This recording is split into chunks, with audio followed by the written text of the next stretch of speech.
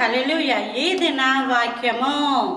10వ తారీఖు 3వ నెల 2026వ సంవత్సరం. మన దేవుడు ఇస్తున్న చక్కటి మాట. హెబ్రీయులకు రాసిన పత్రిక 9వ అధ్యాయం 14.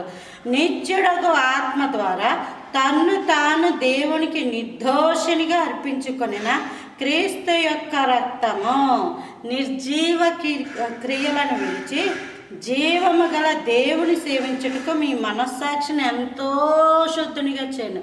నిర్జీవ క్రియలు, జీవము లేని క్రియలు, జీవము కలిగిన క్రియలు, రెండిటికి ఏంటి తేడా అంటే, జీవము లేని క్రియలు చచ్చిన క్రియలు, చచ్చిన క్రియలు లోకంలో ఉన్న క్రియలు, జీవము గల క్రియలు. ప్రార్థన జీవము గలది, వాక్యము జీవము గలది, దేవుని మందిరము జీవము గల దేవుని సంఘము.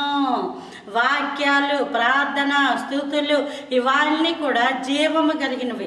జీవము కలిగిన క్రియలు మనం చేయాలంటే మనస్సాక్షి అంటే మనస్సు చెప్పాలి. ఇదిగో మందిరానికి వెళ్ళు, ఇదిగో దేవుడు ఉన్నాడు, దేవుడు చూస్తున్నాడు, నీకు సహాయం చేస్తాడని మనస్సు ప్రేరేపించాలి. అంటే ఆ మనస్సు శుభ్రము చేయబడాలి, శుద్ధి చేయబడాలి. ఆ శుద్ధి యేసయ్య రక్తము ద్వారా మాత్రమే శుద్ధి చేయబడుతుంది. కాబట్టి మన బ్రతుకులలో యేసయ్య రక్తము, యేసు ప్రభువు మన కొరకు చనిపోయి ఆయన తిరిగి లేచిన గొప్ప దేవుడు. కాబట్టి క్రియలను విడిచిపెట్టాలి, అదే బ్రతుకులో చూపించడం.